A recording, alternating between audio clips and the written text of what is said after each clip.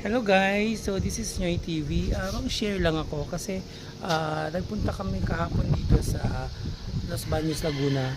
Nag-book kami ng resort sa Pansol. So yun nga, pagdating namin sa Pansol, yung nabook nila online, yung mga kasama ko ay hindi maganda talaga yung resort. Maganda lang sa picture. Saka alam mo yun, yung swimming pool niya, ang labo ng tubig, tapos tapos yung paligid parang ang dirty tignan, guys. Sobrang hindi talaga maganda. Tapos although nakapag down na kami doon ng 2,000, pili nga namin nabudol kami. Ayun, so hinayaan na lang namin, so lumabas na kami. Yung ina-assist na kami palabas ng gate, sabi nung caretaker, kung nadismaya daw ba kami. So ayun yung term na ginamit niya. So naisip din namin siguro hindi lang kami ang nagiging ganon. O kasi ayun kagad ang bungad ng salita niya, kung nadismaya daw kami.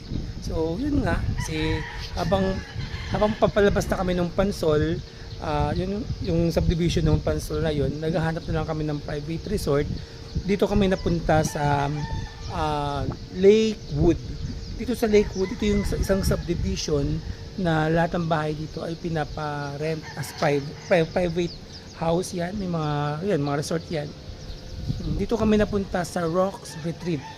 So wala kaming booking dito. So on the spot to. So pumasok kami sa subdivision, tapos naghanap lang kami ng kung sinong namin makita namin diyan sa kalsada.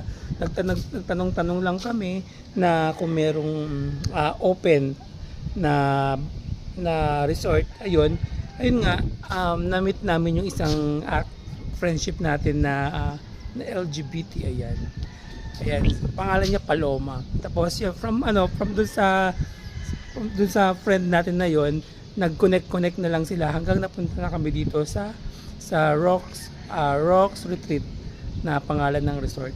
So na-meet namin si Sam na yun. Tulog pa yata si Sam eh. So mga Bex sila mga Bex battalion sila yon. So yun, nakuha namin tong bahay worth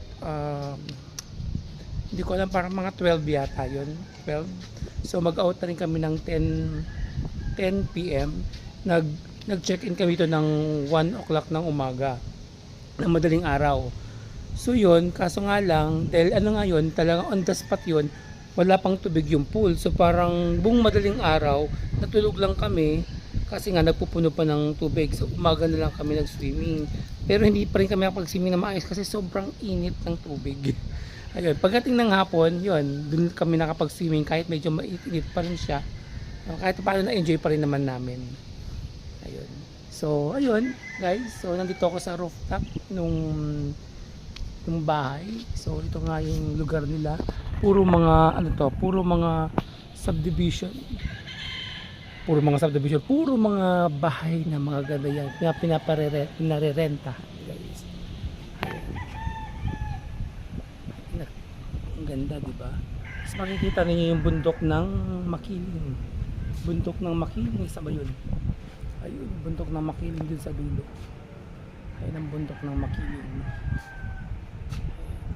Andun sa banda. Yan, ayun na yung sunset, oh.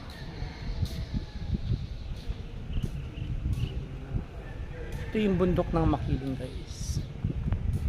Yung bundok ng Makiling. Ganda, oh.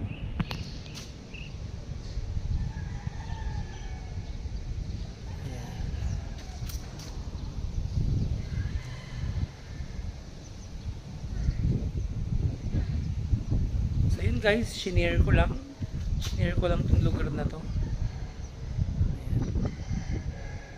Ayan. Okay, thank you guys.